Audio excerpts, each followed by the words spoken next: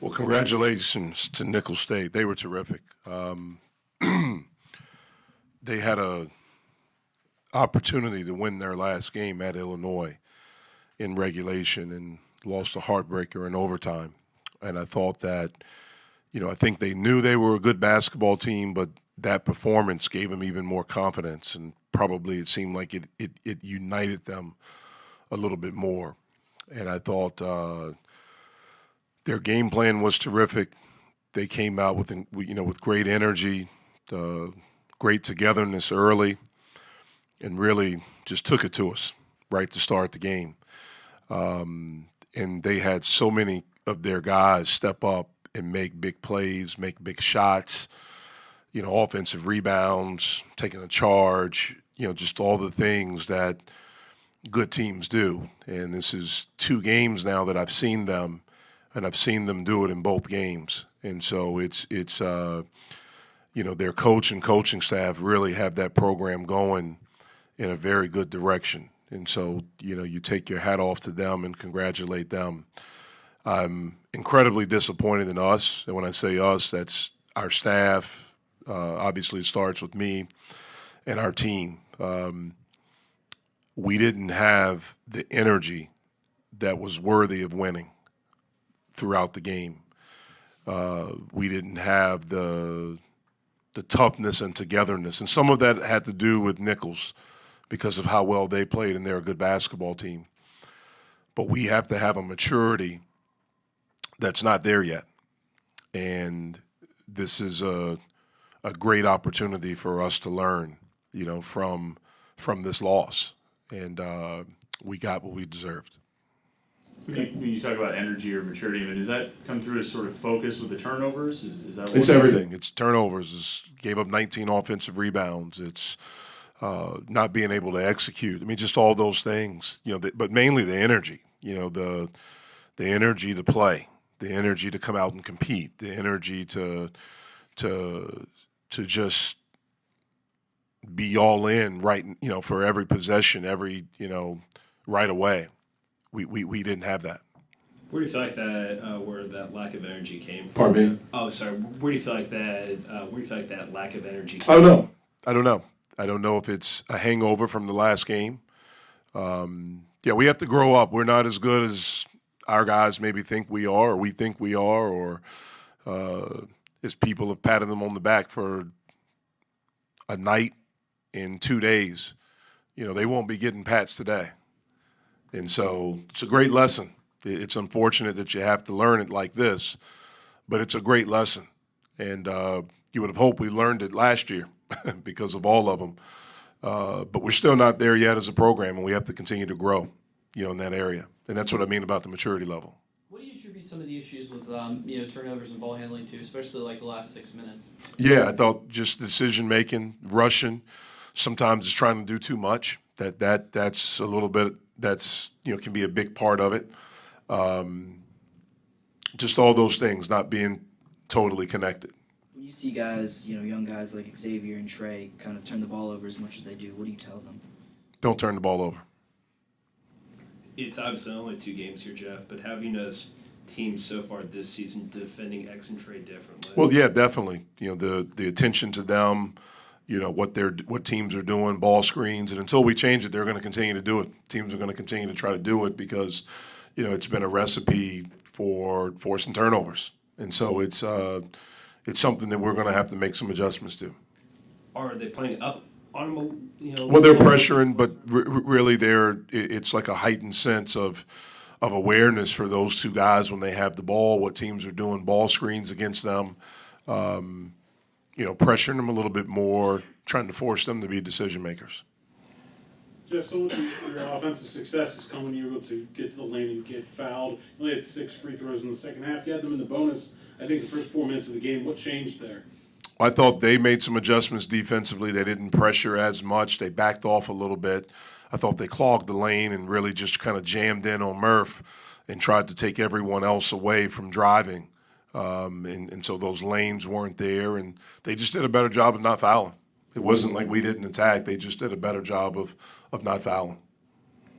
Coach, how does Ryan Murphy change the dynamic of this offense just through 2 games, what you've seen from him? Well, I don't know how much has changed. We lost today, so it's just because he scored doesn't mean that we have, we have to work on. We have to be better offensively, and that's across the board. One guy doesn't make an offense. Certainly, his ability to shoot the basketball. I thought he played with passion. I thought he tried to compete today, but we need everyone doing that. And the really good offenses are when you have 5 guys playing together as one, and we haven't had that yet. And that's something we have to, continue to work on and make that happen. With some of the defensive struggles today, Jeff, how much of that was maybe just one bad day, and maybe how much of that are some larger concerns you have at this point? Well, I'm concerned. I was concerned coming into this game. I was concerned before Florida State. I'll be really concerned Tuesday. I mean, I'm concerned. We have a long way to go, and I know that. We won the first game, and it's almost like, hey, we've arrived. Everything has changed. It hasn't. I understand that, but it's hard sometimes to get an 18-year-old or 19-year-old or 20, 21, 22-year-old to understand that, especially in the world that they live in where everyone's telling them how good they are because of a win. And as much as you say, don't look at this stuff, don't believe it, don't, whatever, it's going to happen. Just like I'm going to tell them, everyone's going to tell you stink right now. That's going to happen. I'm sure if they're looking at stuff, that's probably, you can't believe that either. We try to talk about one voice, and that's the voice in the locker room, and that's our voice. And we have to do that. We have to grow up. That's the main thing. We have to grow up. After we beat Florida State, next day when we came back, one of the things that I talked to our team about is that we have to understand the seriousness of college basketball. And it's every day. It's not one game. It's not some time. It's every day. And the investment mentally and physically that you have to put into it. And, we have to understand that. We have to learn that. Jeff, these are obviously 2 different teams, 2 different seasons, but after you all lost, I guess it's a somewhat similar game to Niagara last season. Mm-hmm. What change did you see in your team then? I don't really remember much about last year. I remember losing that game, but I don't remember much after that. I mean, I try not to live in with a rear view mirror. I try to focus on where we are right now. So I can't answer it because I honestly really have no idea. Coach, obviously the spirits are a little down right now, but how exciting is it for you as a leader and a motivator to have this challenge that goes beyond basketball? You say we got to grow up. How exciting is that? Well, it's one of the really good things with coaching, is that you have an opportunity to have an impact. Our profession it's hard, it's challenging, but it can be so rewarding, and it can break your heart. You go through these highs. You go through. I try to lean on now something my dad always taught me when I got into the business is that your highs aren't too high. You can't have your lows be too low. You have to kind of keep it in the middle, and that's our challenge right now. Just like it was after Florida State. We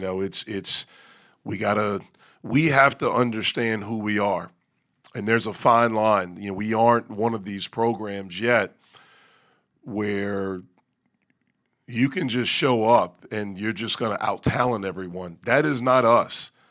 Like, we aren't going to just out-talent anyone. I don't care who it is we play. That's not who we are. I understand that. We have to understand that.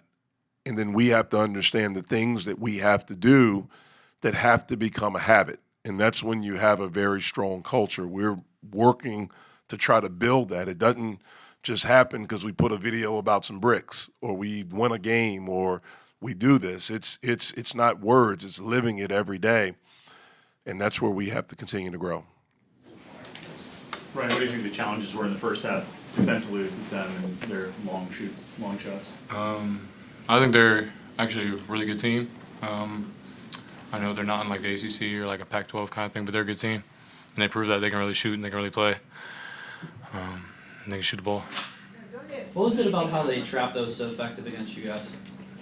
They came fast and they came quick. Pretty much it just came fast and quick. In the days leading up to this game, what's Coach Capel's message to you guys? Because he had talked to us on Wednesday about, like, hey, this is a good team we're playing. They only lost to Illinois by 8 in overtime.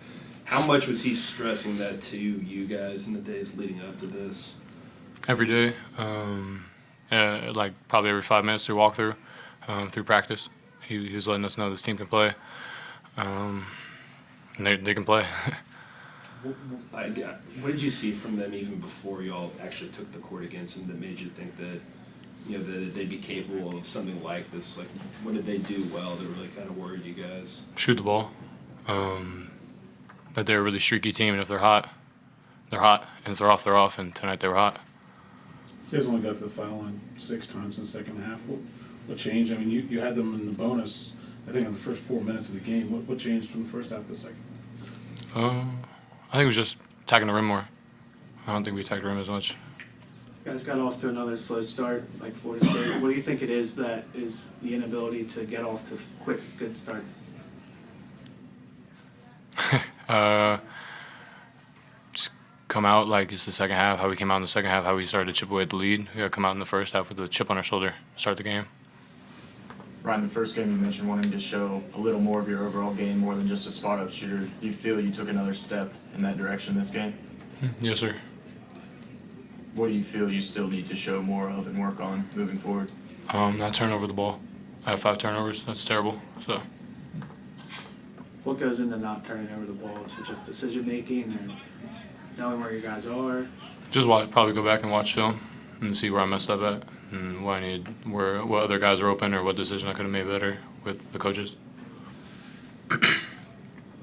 I guess what in particular do you feel like you all struggled with today defensively, or was it just a team, like you had talked about earlier, a kind of streaky team that was just making shots? I think there were times where we had hands up and it was just going in. And guys on the other team got into a good rhythm. Number 0 was in a good rhythm. They were just making shots. I think we could have pressured the ball a little more, myself included, definitely. It's kind of it. As a player, was it kind of tough coming off of the sort of high that you guys had Wednesday? Where you win a game against a conference opponent in front of a pretty spirited crowd. Was it tough coming back from that and kind of moving on? I say as a team, yeah. I think something my dad always, before he left, he was like, can't get too highs with the highs and too low on the lows. So you just got to stay locked in and focus and treat everyone like Coach Cable says, right now is the most important game we have, not tomorrow, not next week. So we have to treat every game like it's the most important game, especially the record last year. I don't want that to be like this year, for me personally. I like to win, so. I assume it's going to be the mindset because you have a 76-hour turnaround before you have another game on the road against another prominent team in Robert Morris, and you're opening up their new building out there. Mm-hmm. Yeah, we got to come in, focus, really pay attention to the scouting report, come in, get your extra work in, and learn from our mistakes tonight, and just get back to it. It's not football. You got a game in 3 days, 2 days, so you got to be ready to play. You mentioned the turnovers being something you weren't happy with. I feel like that was team-wide an issue. I think they had 26 points off turnovers tonight. Yeah, we cut down probably minus 4 more turnovers we won this game. Yeah, I just think I got to take care of the ball better. I guess what do you feel like these past 3 days maybe you'd say about this team or anything larger where you can go from beating Florida State to 3 days later losing a game like this? Is there anything in particular that you feel like you guys as a team can take from that? Coaches use the example brick by brick, and I mention it all the time, and I actually really like it. So I think you just have to keep building to get where you want to go. And even though we lost, it's still you still are learning. You learn from your mistakes and losses. So go back, watch film, learn from the mistakes, see what was open, see what we did wrong on defense and offense, and take that and put it on the court, and now apply it to next game.